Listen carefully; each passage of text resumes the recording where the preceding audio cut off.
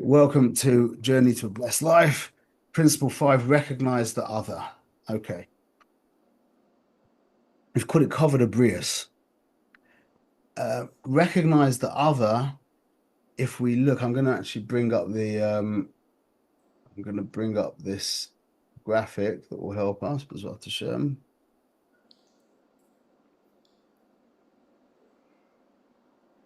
Yeah. Can everyone see that? Just give me a thumbs up. Yeah, you see it? Yeah. Good. And you see my mouse as well. Yeah. Okay. So this is our journey. Okay. We began here before we begin our journey. And by the way, the journey to the blessed life, if you're a put together person, didn't begin when you started attending this series of classes. Anybody who's really kind of living a good life is adhering to these principles. They might not have articulated it, but they are living these principles. You'll find many people in the secular world, yeah, who don't even believe in God at all, yeah, who are really genuinely living. Know your mission might be a little difficult, but they get away with that. They still deal with that as well, but they're really living these ideas. Okay, so before we're on the journey, we're here. Yeah, we don't exist in any real way. In fact, we really only exist as kind of like a pawn in another person's game. Okay, that's called dependent, meaning that is the definition of reactive, meaning I'm dependent on everything else. How does, what happens to the weather, what happens with the weather, what happens with the economy, how you think about me, how I feel, that's what determines my life. That's called needy. That's called dependent. Okay. And that could also be defined as being needy. Okay, a person who's dependent is deeply needy. Okay, now as we step into this world of live life, we move. This is the biggest step in our journey. Yeah, the movement from pre-self to having a relationship with yourself, which basically means I am taking responsibility for my life. I am a active participant in my life. I am not being lived by life. I am living life. That is an infinite step. Everything you might maybe say that this is also an infinite step, but this for sure, this is an infinite step. Okay. This is the first step of the journey, and that's an infinite step. Now we're on the journey. It's like what I've read in books is once the enlightenment process begins, yeah, there's basically no turning back. Nothing can reverse it. And from my experience, when a person begins to live life, yeah, that's it. They've already, so to speak, won the game. That's the decision that everything else will literally devolve from. Okay. So living life is the movement from being dependent to being independent. And as we said, be humble is a necessary, really be humble exists within live life, but I just separated it out because I think it does, it demands it's so important that it demands its own treatment. Be humble is developing the courage to be able to change. Because if you're living life, that's why, I mean, really, you can't separate them. Once you've gotten there, now know your mission is the next logical step. Okay, I'm ready to change. Now I need to know what I need to do. Yeah, that's know your mission. And now do what matters is like we said, the head pin of this, where that's it. That is the actual it's like somebody promises you money and they talk about how much money they're going to give you and what you're going to use it for and etc. etc. And they never in the end they don't actually give you the money. Yeah, that's like do what matters. Do what matters is the consummation of between man and himself. Okay, which also means between woman and herself. And that is building self-trust. This whole thing is building self-trust. Okay, live life is making keeping promises, which puts you in a trustful relationship with yourself. And then do what matters, which is the siyum of the whole thing. How's it siyum? Not the finale. The Conclusion. No? conclusion, yeah, that's good. Is the Culmination. culmination. Thank you, Square. The culmination is do what matters. And at this point, I have now become independent.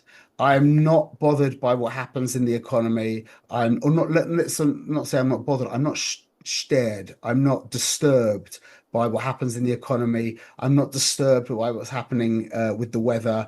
I'm not even disturbed about what happened in my childhood. That doesn't mean that I I condone what happened to me. That just means that I've managed to accept that it happened. There's nothing I can do about it, and I've decided to move on. Okay, that's a very important, one of the most important things of live life is that decision that I have to accept what happened to me because I can't change that. And now let's see how I can work this out the best I can in the situation I'm in. At this point now, all of this was a preparation for this because we are in this world as social creatures. And once we become independent, now we have to start to become interdependent. Interdependent could be described as 1 plus 1 equals 3,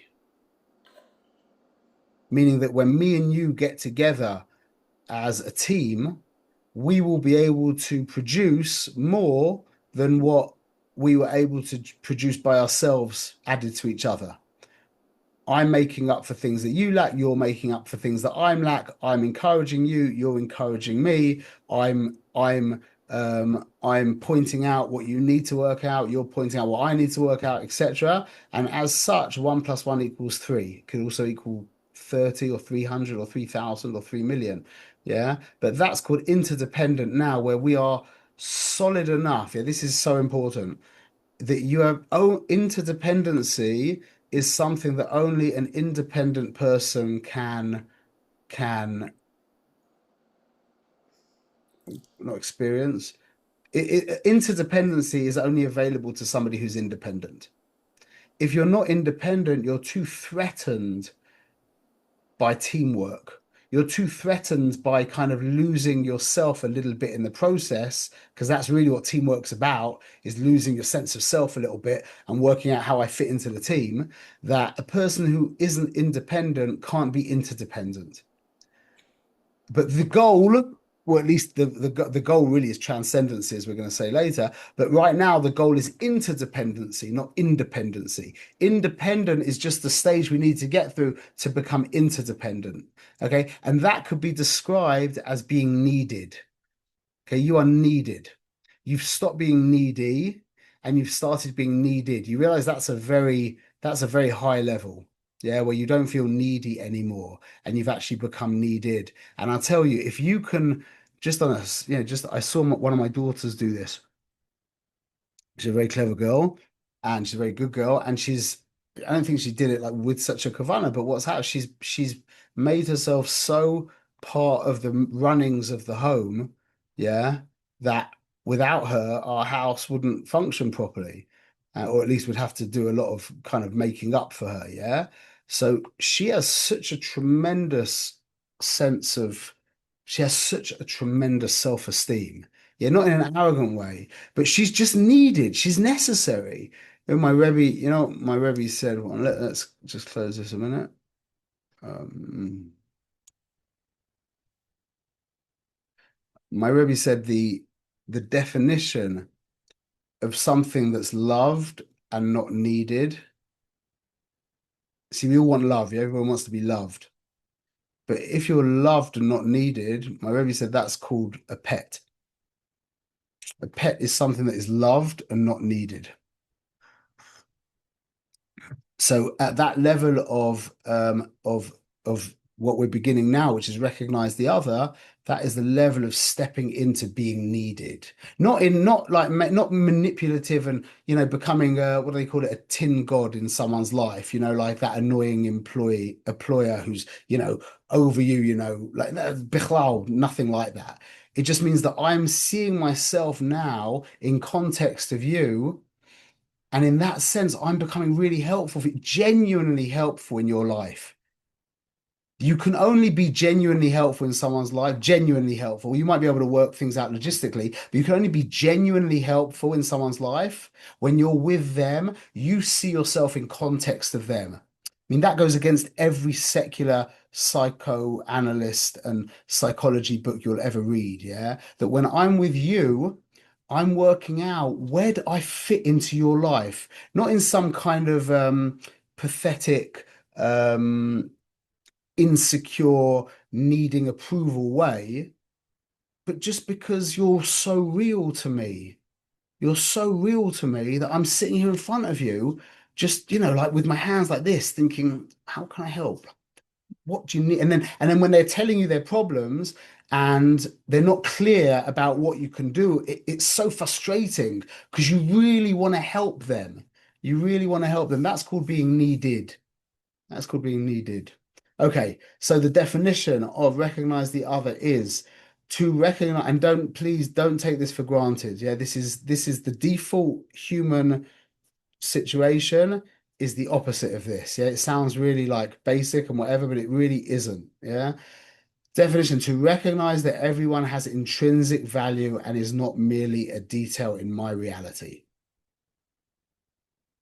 Those are really, really big words. To recognize that everyone has intrinsic value and is not merely a detail in my reality. You realize what that means when you order food and you go to a Shalom Grill, yeah, on Pico, and you ask for whatever you're getting, a burger.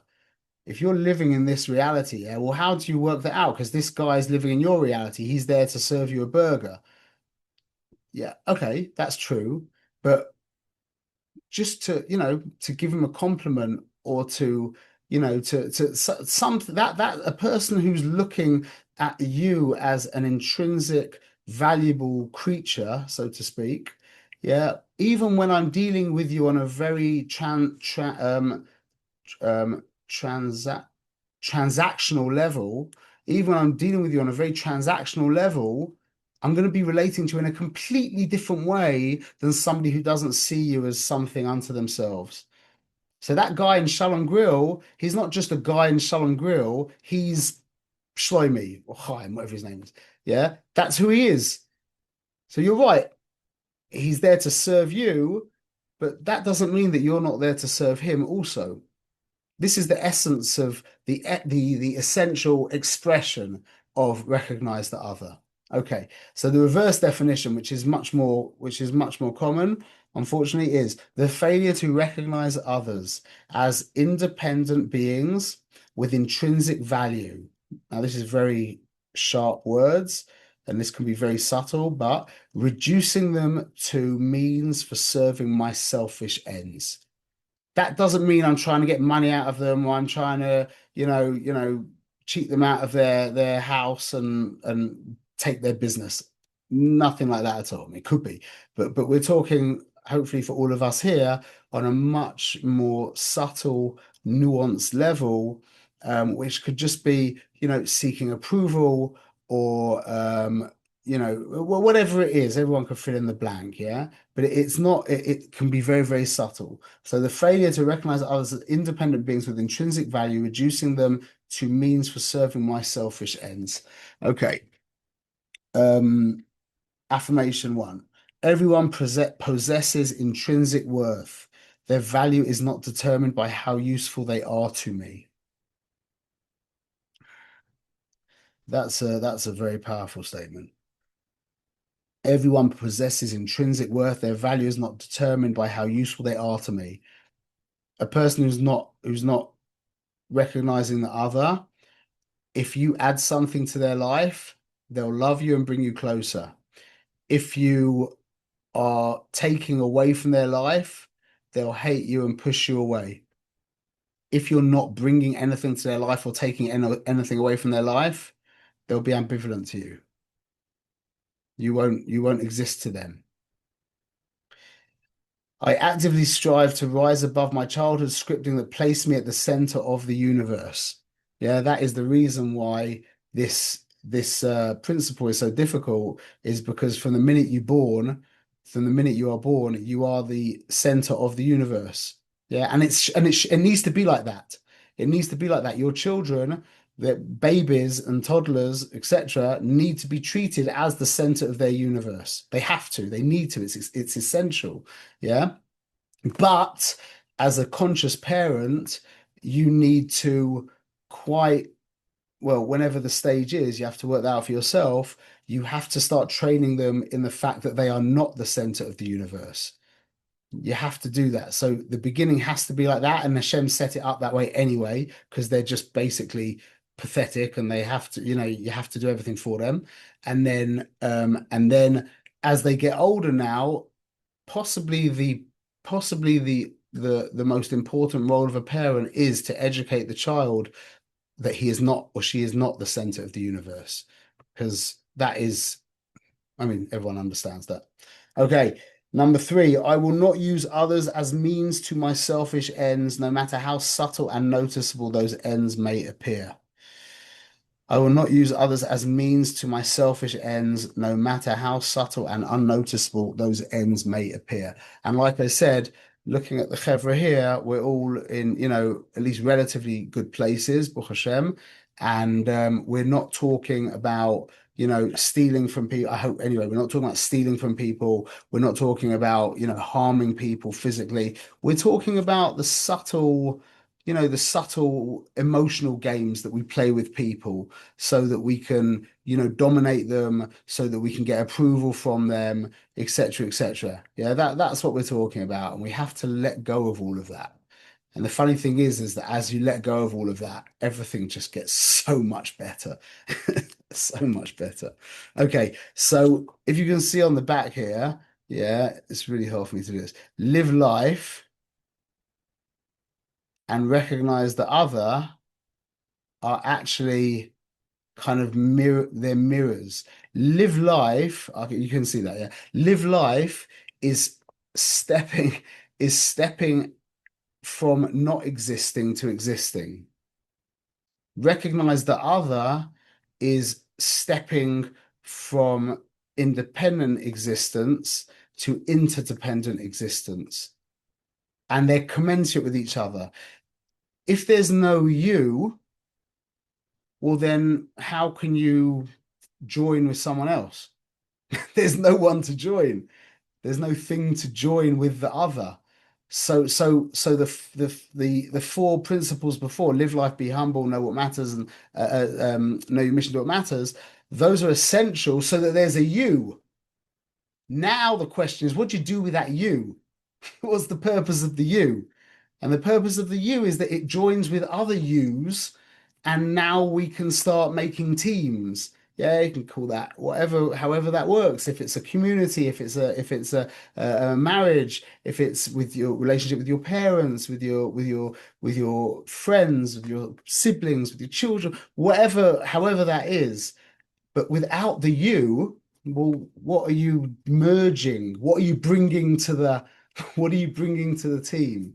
Okay, so that's really they're completely like mirror each other. The system, as I look at it, I know that well, Stephen Covey brought the system down. I did change it quite a bit, yeah, but it's really a divine system. Like when I think deeply into it, I realize there was no way that I actually came up with these ideas because it's so profound. Like the more you look into it, the more it all stacks up. It mirrors it's all in context. It's really very very very godly.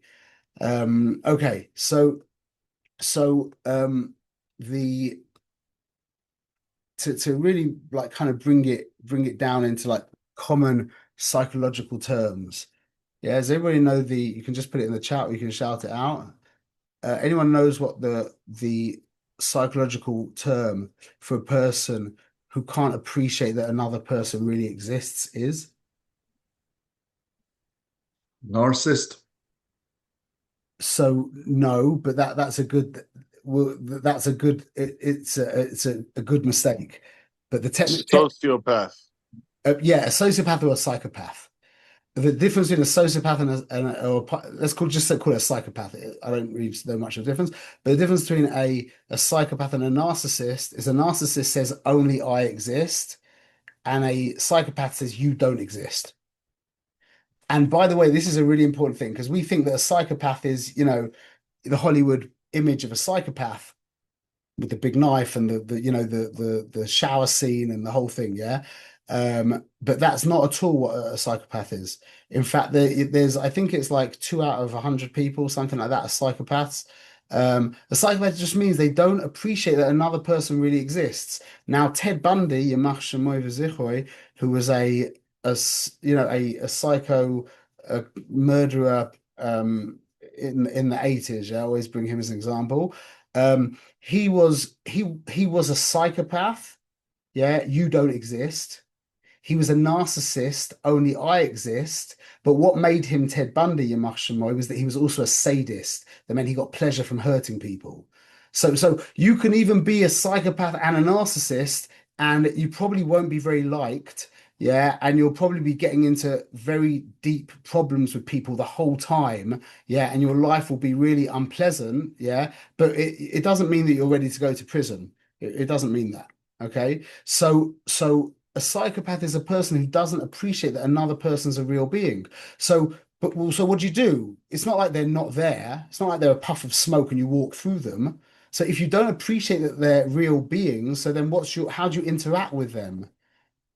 That's called manipulation and whatever. Really it becomes manipulative, meaning you're here for me. If you're not real unto yourself, well then what's the point of you? Well, I know I'm real, so obviously you're here to serve me somehow. That's the mindset of a psychopath. Okay. The opposite of a psychopath is called an empath. An empath is a person who not only appreciates that you are, but he or she actually, and it's more common by women, is they can actually feel your emotions. That's a very, very deep level of appreciating another person. That's a real I think it's a skill that can be developed. I don't think it's just a God-given gift. Like people definitely have a proclivity to it, but I think it's definitely a skill that you can develop where you can actually feel other people's emotions. And that, by the way, just as a side point, is the avoider of going to a chasna. That is the avoider of going to the chasna. How do you say the avoider? That's you can't translate that to English, can you? Okay, we'll leave it as avoider. The avoider of going to a chasna, yeah, is the avoider of trying to feel the Baal Simcha's joy. That's what you should be doing when you're at a chasna. Okay. Um, that's clear? Yeah? Okay. So this is possibly the most important thing that I've ever learned. And I feel it's a big privilege to be able to give it over to everyone. Um, there's two there's two kinds of relationships, okay? And this is very, very Kabbalistic. This is if you learn Kisveri, you'll see that this is endlessly spoken about in the Kabbalah, okay? And we're going to bring it down to an extremely practical level. We've got two, what's the word? Two, not edges, like Poles. two poles. Thank you. We have two poles for a relationship. One is called a face to face, and one is called a back to back. Okay, panim or panim, and achla achla achla, however you want to say it. Face to face, back to back. So that sounds very cool and mystical, and yeah, but it's super super practical. Okay, a face to face relationship could be described in 4 words. It's all about you. That's a face to face relationship. A back-to-back relationship can be described as it's all about me. So practically, how does that look like? A face-to-face relationship means, I mean, we've been discussing this already. A face-to-face relationship is where I see you as an end unto yourself, not as a means to some other end, which that always means that I'm the end. By the way, there's only two options, is the other is an end or you're an end, yeah, unto yourself. Yeah. So a face-to-face relationship means in secular terms, we'd call that an essential relationship. A great example of an essential relationship would be a brother-sister relationship, yeah, or a father-son relationship, or a mother-daughter relationship. All of these, and every relationship can become this, yeah. But the let's just talk about the brother-sister relationship, is that it's you're not trying to get something from you're not trying to get something from your sister. You want to bring value to her life. And she's looking at you thinking, I don't want to get something from my brother or my sister. I just want to bring value to your life. That's a face-to-face relationship, meaning I'm in it for you. I'm here for you. And a face to and by the way, on a mystical level, that will, if you are actually into the other for themselves as an end unto themselves, just like water reflects one face, the same face back. Yeah, that person, they still have free will, so they can fight it, but naturally that person will start relating to you as an end unto yourself. That's an amazing thing to know. That is a foundation of Sefer Tanya and a foundation of Chassidus, and that is described as a love that is like the reflection in the water. When you love someone for them, not for something you can get from them, yeah, then if the chances are they will love you for you and not something they can get from you. And you know what that's called? That's called a face-to-face relationship. Okay, so we want face-to-face relationships. What's a back-to-back relationship? So anybody who's spent just 1 hour learning with me probably knows what this is. The definition, that the example that I always give of a back-to-back relationship is the cab driver. You or your Uber driver. No one gets cabs anymore, do they? Okay, your Uber driver, yeah? He or she is absolutely unimportant. In fact, you could swap your Uber driver with any other Uber driver. Who cares? And they could swap you with any other ride. Meaning, it's not about, from my perspective, it's got nothing to do with you, Mr. Uber. And from your perspective, Mr. Uber, it's got nothing to do with me, Mr. Passenger. Yeah. I want to get to downtown LA and you want money. So I don't want you. I just want something from you, which is a ride to downtown LA. And you don't care about me. You just want something from me, which is the money. That's called a back-to-back relationship. That's a disaster. And even our back-to-back relationships, yeah, put SNEAS into the picture. So not every back-to-back relationship we should be trying to turn to a face-to-face relationship. But Minastam, I just say that. Minastam.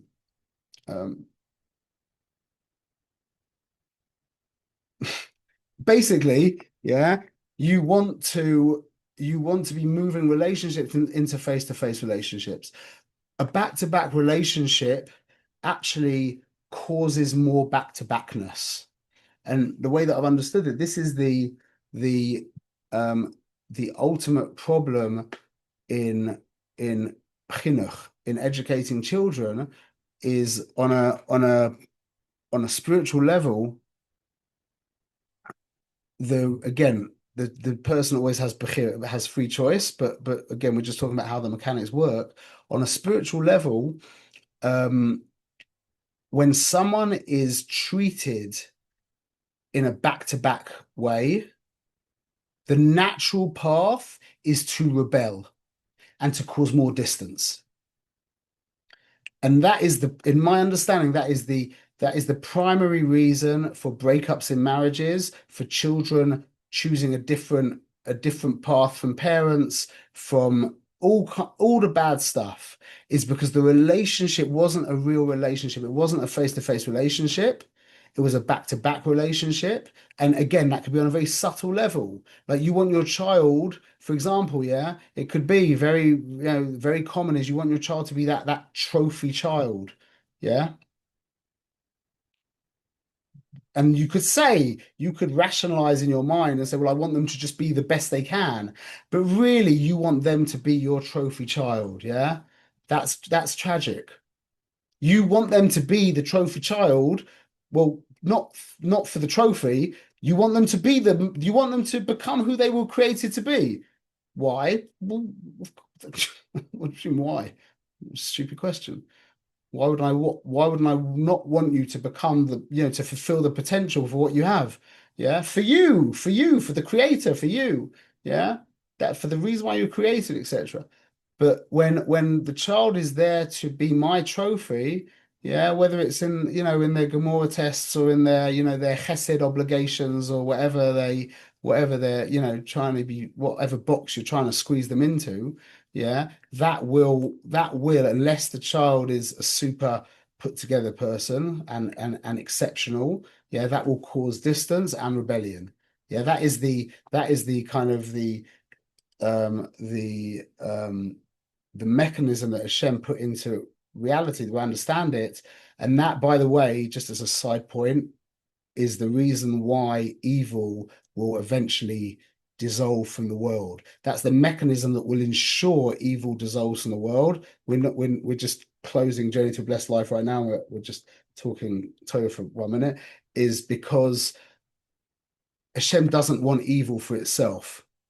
Hashem wants evil so that we have the choice, we have the option to choose good. So that's a back-to-back relationship. Hashem's relationship with evil is back-to-back. So as a result, evil naturally moves further and further away from Hashem and becomes more and more evil to the point where it's so far, it just goes poof and disappears. Anyway, back to blessed life. Okay, so an amazing tip to change a back-to-back relationship into a front-to-front relationship is the idea of tipping. Okay, I know in LA tipping's been turned into like a god unto itself, yeah. But forget how crazy it's got now in LA where you like tip robots and stuff. But tipping, the idea of tipping, yeah. I actually learned it from someone from LA many years ago, that I took pictures at this person's daughter's wedding. And at the end of the wedding, when my business was very small, it was just basically me and another photographer who was working for me. And there was not, and at the end of the wedding, he handed me the $1,000 that was my wage. And I said, thank you very much. And then he took out another 200 shekels, like $50, and he gave it to me and he said, and this is for you. I'll never ever forget those words because it confused me because he knew that I was the owner of the business and that money that he gave to me, the $1,000, was for me. It's not going anywhere else. I need to give a little bit to my female photographer, but really it's for me, yeah.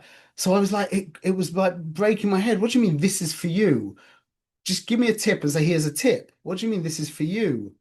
And then I realized years later, once I'd learned everything that I've been learning, what he was, I don't know if he was conscious of it, yeah, but if he wasn't, he's a very holy man anyway. He was completely secular, but very holy man. If this is what he was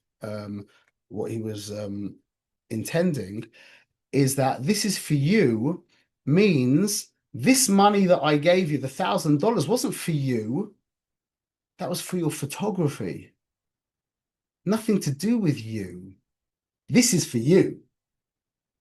And I love that man. I didn't see him since then. Yeah. I think even the Hassan Kala got divorced as well, actually, unfortunately. But that man, he recognized me. I wasn't just his photographer. There was Shmuel. As there was the photography, okay, that's the transaction. You can't get away from that. We were in business with each other. But underneath all that external level of transaction of back to back was that godly point of real contact with the other, which was me in this case. So this is giving tips, yeah. Obviously, there's a lot to learn about tipping. You don't want to give too many tips to people who work for you because then they just become, obligatory and etc. etc. Yeah, but taking all the practicalities away from the situation, yeah, giving a tip with the words, and this is so important. This is for you, yeah, is such a special thing to do. It touches the person who just provided you the service. That person stopped being a service provider and started being a person. And there's really, in my opinion, there's really not much more you could ever do for someone. Really not much more. Okay, so we really mentioned this, but this is there's an amazing story in the Gemara where someone comes to Hillel, asking him to convert him to be a Ben Yisrael, and Hillel he says, teach me the whole Torah on one leg," and Hillel responds with the "Alayich sani lechaverecha lo yisavid," yeah, which translates as Aramaic, which means what is hateful to yourself, don't do to another. Yeah, in the secular world, that's called the golden rule. Okay, if ever you hear it's written the golden rule, they're referring to that rule. Don't do to somebody else as you don't like being done to yourself. But this is really the godless of the the the specialness of these words, the godless of these words, the greatness of these words is with the first word. It doesn't really translate very well into English, but in Hebrew it's da'alayich sani, which means da'alayich means on you, sani is hateful. Yeah, l'chaverecha lo yisavid, to your friend don't do. So the actual phrase accurately translated reads like this: on you, what is hateful, don't do to another. That's an amazing lesson because the key to recognizing the other is recognizing yourself. That's why live life is the foundation of everything. If you're not real to you, there is no chance that another person can be real to you. Impossible. And if you want to go a little bit further, yeah, if another person isn't real to you, yeah, a physical person standing there in front of you who you can see and smell and touch, yeah, well then how's the invisible silent creator going to be real to you? So the first stage is between man and himself, which means become real to yourself, which means take control of your life. Yeah, stop being a victim in your life and start being the hero of your life. Yeah. Now you exist. Yeah. Now extrapolate. I exist. Well, that means that you also probably exist. Yeah. Great. Let's now get involved as a team. And once I'm really real about that, not only you exist, but every other human being exists. And if you want to go even further, every animal and every plant and every rock also exists. Yeah. Now I'm able to actually, maybe, hopefully, appreciate that the silent, invisible, infinite creator also exists. There's no shortcut to this that I know of. If there is, I'd like to hear it, and I'll try and make a course around that. But that there really is no shortcut. First, you have to become born, then you have to enter into a relationship, and now you can serve your creator. So yeah, so the key to this whole principle is extrapolating from yourself that the other is real. And now when I'm in front of you, like even when I'm in Shalom Grill, I'm ordering my burger, yeah, and it's transactional. It's transactional. It really is. There's no way around that. But within the transaction, I could give him a tip. I could give him a compliment. I could ask him how his day is. You understand? That external back-to-back relationship will then flip round into a face-to-face relationship. Just like I have the man who gave me the tip is called Pat Dissinger from LA, Dissinger, something like that. Yeah. Yeah. If I ever see him, I don't even know what he looks like. I wouldn't recognize him. But if I found out who he is, I'd give him a massive hug. Give him a massive hug. And we've now fallen into a real relationship. And again, like I said, in regards to sneers, modesty, maybe there are relationships. If you're a lady, if it's or your man dealing with a lady, whatever, then it maybe that isn't appropriate. But everyone can work that out for themselves. Okay, and we're perfectly on time. That's amazing. Baruch Hashem. Everyone's cool. Everyone's good. We're holding where we're holding. Yeah. Any questions? Okay. So now I'm going to rattle through a bunch of things that I want you to really try and understand. Meaning, it's not about we're now recognize that other in action. Yeah. So we're going to be discussing practical applications and behaviors. But I'm going to list probably 20 odd behaviors or something, but I'm really not listing any behaviors. I wanted to try and understand the mindset beneath it. Some of these behaviors might sound like, not correct to you, but just try and understand where what we're trying to the mindset that we're giving over, the way of looking at reality that we're giving over. Okay. So avoid asking others for anything whenever possible. It's not really that. Really, what we're saying here is avoid taking anything from someone. Okay. Now, again, you need to sometimes. Yeah. So again, it needs to be taken in context. I've actually written in the book, though this principle must be approached with great discernment. Yeah. But the basic goal is I don't want to take anything from anyone. I don't want to take anything from, I don't want to ask you from, I don't want to ask you for things. Like even I'll just give you a very practical application of this that I go through every week at my shul is there's a guy who has tobacco next to me and I make it my avoider to not ask him. If he offers me, I'll take, yeah. But I never I don't ask, and that's a little uncomfortable for me because I like tobacco, yeah. So I just again, this is a very kind of practical application of this. And you think I'm mad for that. I appreciate that you're thinking that, but I'm giving you a way of seeing. Yeah. I don't want to take anything from you, which means what if you offer me a gift? Chas v'shalom, I don't take that gift from you. Receiving a gift is not taking from someone. In fact, not receiving a gift when someone wants to give you a gift is taking something from someone. When someone wants to give you a gift, yeah, now you have the opportunity to allow them to give you the gift. That's very, very holy. If somebody wants to, for example, the word is they want to give you a compliment. What's the default response when someone gives you a compliment? I don't know if it's like this anymore, but it used to be. Yeah, when someone gives you a compliment, the default response is, "Oh, no, no, no, it's not. I didn't really do it. It's really not. What happened is they try to give you this. It's in the words. They try to give you this compliment, and you're like, "Oh, no, leave me alone. I don't want your compliment." Yeah. So you didn't give them the opportunity to give, so they got nothing, and you got nothing. So that no one they didn't give anything. You didn't give anything. Whereas I learned this from David Klein in Sfas. I was probably 22 or 23 or something, and this man was he was in his late 40s or something, a choshev, a Talmud Chochem, and I remember I gave him a compliment, and he turned around to me, he said, "Thank you, Shmuel, that makes me feel really good, thank you." And I'll never forget that because I felt, wow, I've just given something to this really choshev man. And he gave me the opportunity to give, and now everyone's in love with each other, as opposed to, oh no, no, really, it's not like that. I mean, no, no, no, no. I pushed away his ability to give. I didn't receive it.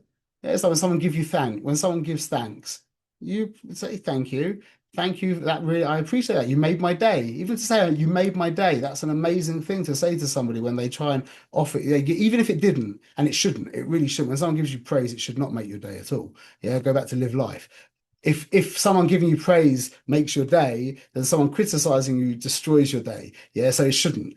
But to say, and it takes a level of a real level of humility when someone gives you a compliment, and for you to say to them, "Wow, thank you, you really just made me feel good there," because that's like you feel a little bit pathetic. Why should he or she be able to make me feel good? Yeah, but receive it and be real, but however much you can. That is that. So when we're saying don't take from anyone, keep that in context. Okay, listen more than you speak. Okay, people want to speak, so let them speak. That's good coming from me. I talk the whole time. Yeah, knock before you enter a room. Even your office in the middle of the night. Yeah. Anyway, make it a habit that in your mind, even if there's a thief in the room or something like that, chas v'shalom, yeah. It's just a mindset. It's just I don't want to burst in on anyone, no one. So just you give a little tap as you like. How much does that cost you? Literally, as you're opening the door, you give a little tap. It doesn't cost anything, but it just put you in a again. You understand what I'm saying? I'm trying to give over a mindset here. Okay. Wash up your plate after you eat. Yeah. If you live by yourself, it's different. But if you're living with others, yeah, then, immediately wash your plate up. Why should you have to cause other people to look at something unsightly? Yeah. Pour drinks for others. Yeah. This is a minhag in my family, a custom in my family. which you generate by just consistent behavior, is when someone asks for a drink at my Shabbos table, the other person pours it for them. That's maybe the idea behind in Pesach pouring drinks for others. Okay. Another idea. This really is more like in Israel when you live in apartment buildings. But if you're ever walking down through your the corridor of your apartment building and you see someone's trash outside the front door, yeah, pick it up and take it to the trash can. Why not? Why not? You'd appreciate that if they did that for you. They'll never know that it was you. You don't even know who it was for. But that kind of mindset is it's so human. It's not really hailing, it's just so human. Let others take before you when sharing food or drinks. Hold the door open for people behind you. Yeah, offer your seat to someone who needs it more. That's a funny one. I remember I got to the passport office in Jerusalem one time, and I got there. I think I was there like 2 hours early or 3 hours early, so I could get right in the front of the line. And I brought myself a little fold-up chair, yeah, because I was going to sit on the chair. I was there for like 2.5 hours, something like that. And I'm standing there. I take my chair, I sit down, and literally the minute I sit down, this little old Chinese lady stands next to me. I'm like looking at her, thinking, I. So I got up, I gave my chair, I stood for 2 hours, and she sat down. Okay, I still feel good about that. Baruch Hashem. Okay, yeah, fill up the Nagelwasser for the next person. In our house, we have another custom that is the Nagelwasser by the main place where people wash their Yadayim is always full, and there's a little cap that you put over there if you care about Mayim Megulim. So means that you wash your hands and you're never filling up for yourself, you're always filling up for the next person. Again, all of these things are just helping you make people more and more real to you. And we need as much help as we can. Yeah, if you could add lots of stuff to this list, I'd love that. And you could send them to me. I'll put that into the next edition. Yeah, point out if someone's clothing is flipped or inside out, kindly and discreetly. Like, in shul, you see a lot of times their collar is flipped upwards. Yeah, it's uncomfortable to say something to them. Yeah, but they'll appreciate it. So say something to them. Someone's got something in their beard, just discreetly, and that's a very kind thing to do, and you'd appreciate that if someone did that to you. Clean the toilet after you use it, yeah, even if it wasn't you who made the mess is good. Express gratitude frequently. Constantly look for ways to encourage and support those working for you and everyone. Just that idea of how can I help is predicated on how can I add value to your life. How and a lot of times there's nothing more than a smile or just saying you look really nice today, or well done for X, Y, or Z. Okay, offer to help someone struggling even if they don't ask. Yeah, if you see somebody, um help people carry strollers up the stairs or similar tasks, unpacking groceries. A lot of this stuff is just obvious, like American etiquette. Yeah. Like this is a lot of these things that we've just said are just, good Americans do this. Yeah. But in some communities, it's not like that. So, okay, respect others' time by being punctual and concise in conversations. Yeah. When you give a speech, don't just drag on again. Just remember you're talking to a whole bunch of people. Yeah. Apologize sincerely when you've wronged someone without excuses. That's hard. Use only one tissue where possible. This is a famous thing that we've become famous for, is this idea of using one tissue. If you're using one paper towel, yeah, when see one paper towel is a little bit, it's just enough, basically, yeah. But you really want to use two, yeah. But when you take one paper towel, you can say, who am I to use up other people's resources? I'm not paying for this. Who am I to take more than I need? Yeah, so maybe I need a drop more, but I can make do with this. That's it's healthy. It's really healthy, and that funny little thing will impact your whole life, literally. All these accumulative little sensitivities will literally build and build and build, and the compound interest will be unimaginable. Avoid disposables whenever possible. Care for the environment for others' benefit. Don't turn it into a god, but don't waste stuff, just for no reason. Conserve resources like water and electricity, even when no one is watching. Yeah, like that. That's a level of sensitivity when you walk out the room. Yeah, turn off the light. Turn off the light. That's not just a stupid thing. That's again, if it's done just automatically, okay, that's okay. But if you're conscious and you're like, why am I going to waste this? You're putting yourself in context of a bigger picture. And that means when you're sitting there with your friend or your spouse or your parent or whatever it is, yeah, they'll be a little bit more real to you. It's amazing. It's amazing. Yeah, pick up litter. If you see trash on the floor, especially if it's like something that someone could slip on or something, yeah. Again, not the thought of, I'm the person who cleans up litter. Yeah, just like, look, someone could trip on that. That could really hurt. Yeah, put it in the trash. Um, returning your shopping cart to the corral, returning Svar into their shelves. When you're parking your car, yeah, and there's two spaces, but there's not that much space. And if you really leave space for the person behind you, when you exit the parking space, you're going to have to do a bit of backwards and forwards and that, yeah.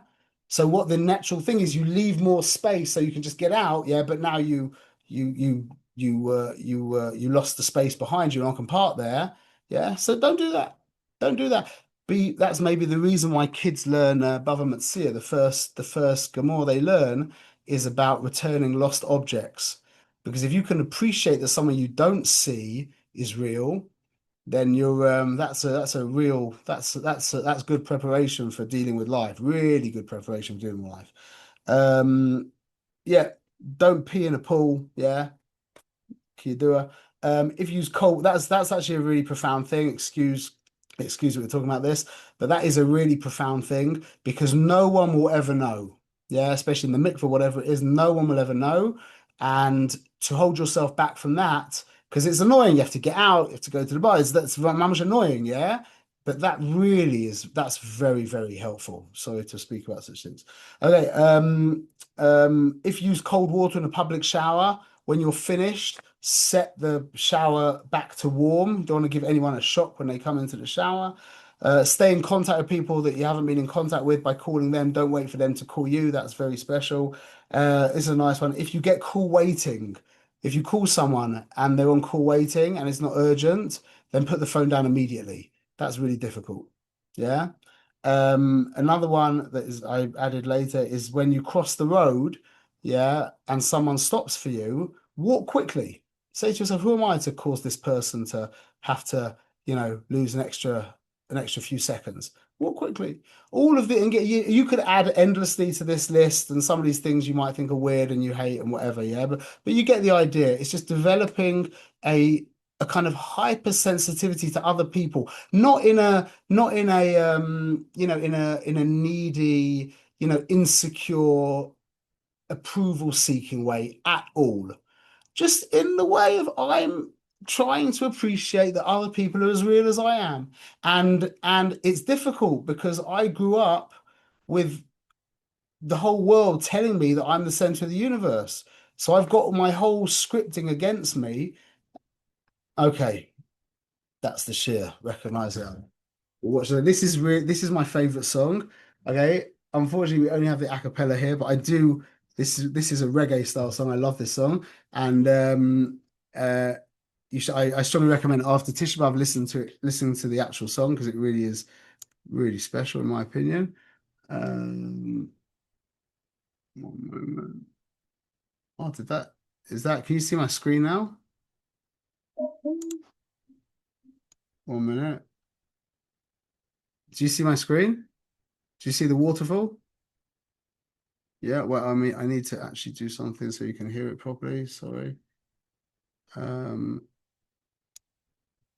Share sound, optimize for video, and this. Okay, so again, it's the acapella, but it's really I love this video. I love this song. The words are on page. As children, we live in a world of our own. Every voice, every hand, every kindness is shown. The sun seems to rise just to brighten our way, and everyone's here to make perfect our day. But slowly we learn as the years pass us by. The world is much bigger than me, myself, I. Each person's a story, a life of their own, not just a shadow in the space that I own. Face to face, I care for you, your hopes, your fears, I see them too. Back to back, you fade from view, just a tool for what I pursue. I gotta recognize, gotta think, gotta see that you're just as real as me. Gotta step outside my childish view, 'cause what makes me real, man, you do too. Back to back, a silent trade, a service done, a price is paid. No names, no care, just what I get. A fleeting moment, and you I forget. But then I tip a coin or a smile, a pause to see you for a while. This is for you, I remember to mention a moment of care, not just a transaction. Your eyes light up, the space feels warm, no longer a task but a human form. Face to face, I care for you, your hopes, your fears, I see them too.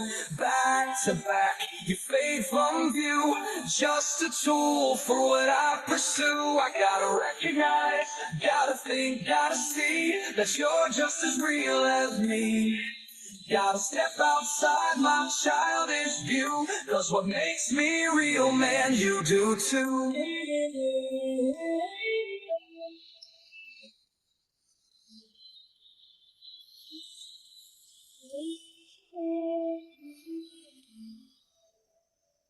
No longer a task, no longer a game, no longer a deal, no longer the same. No longer just work, no longer just pay, no longer a stranger fading away. No longer ignored, no longer unseen, no longer just part of the background routine. No longer a shadow, no longer a blur, no longer forgotten for all that you were. No longer a me, no longer a tool, no longer just caught in a back-to-back rule. No longer alone, no longer apart, now face to face we see from the heart.